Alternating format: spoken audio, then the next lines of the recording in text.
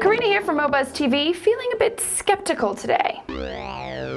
Microsoft has announced a partnership with Creative Commons. A copyright licensing tool will be included with Microsoft Word, PowerPoint, and Excel, making it much easier for users to select a license for the work they create. Everyone involved seems to be gushing about this. On the Creative Commons side, they're super excited that access to their licenses will be opened up to so many new users. On the Microsoft side, I think it makes them look good, friendly, open, so much so that their Chief Research and Strategy Officer can say things like, "We're committed to removing barriers to the sharing of ideas across borders and cultures."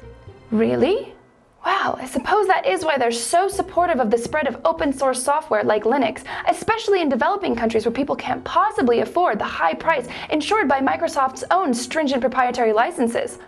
But I digress. So generally it seems like a less than sincere PR move for Microsoft, but a great educational opportunity for Creative Commons. This will bring information about the different types of copyright options out there to a much wider audience, and that's a good thing.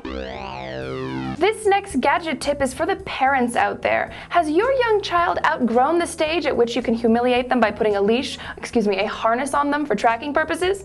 Perhaps they're a bit old for those physical harnesses, but are still young enough or perhaps clueless enough to constantly misplace themselves. What they need is, no, not an actual phone that includes a GPS tracking device the parents have become so fond of, but a phone that's almost entirely just a tracking device, so the kids can't even have any fun with it. The GlobalSat TR101 has 3 pre-programmed speed dial buttons, in case your child is developmentally old enough to use a phone, but still too dense to memorize some numbers. And it can also send exact information on the kid's whereabouts via SMS and internet. That's about it. Oh, and in addition to being absolutely no fun, it's also fairly ugly. And to wrap things up today, how about a little extortion, huh? Come on, you've got to have dirt on somebody. Why not make some cash out of it? And why not make that cash the easy internet way? It's just 3 easy steps at extorter.com. First, you upload your blackmail pictures. Then you set a price and email your demands. And finally, if they don't pay, the photos go public.